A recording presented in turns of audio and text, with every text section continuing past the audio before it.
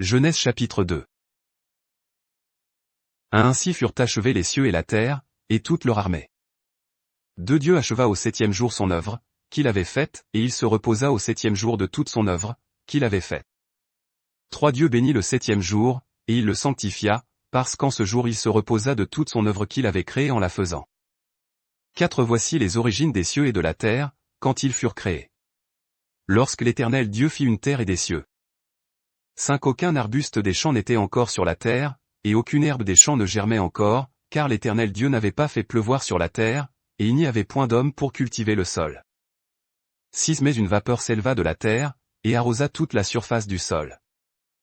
L'Éternel Dieu forma l'homme de la poussière de la terre, il souffla dans ses narines un souffle de vie et l'homme devint un être vivant.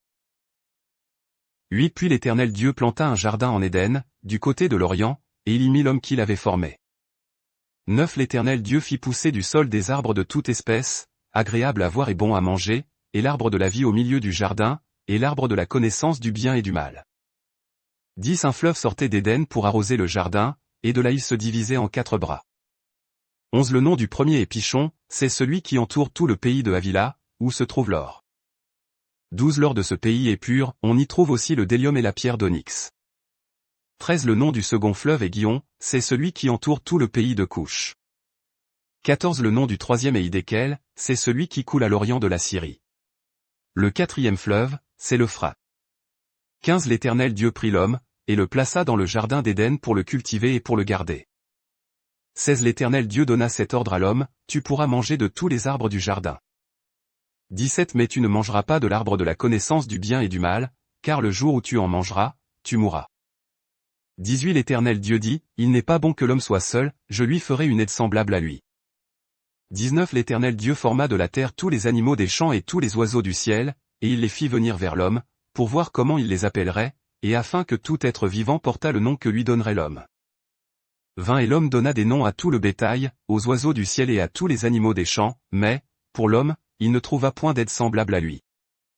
Alors l'Éternel Dieu fit tomber un profond sommeil sur l'homme, qui s'endormit, il prit une de ses côtes, et referma la chair à sa place.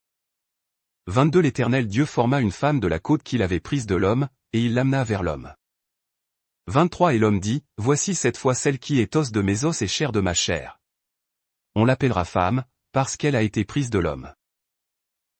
C'est pourquoi l'homme quittera son père et sa mère, et s'attachera à sa femme, et ils deviendront une seule chair. L'homme et sa femme étaient tous deux nus, et ils n'en avaient point honte. Abonne-toi pour bénéficier en temps réel de nos prochaines publications.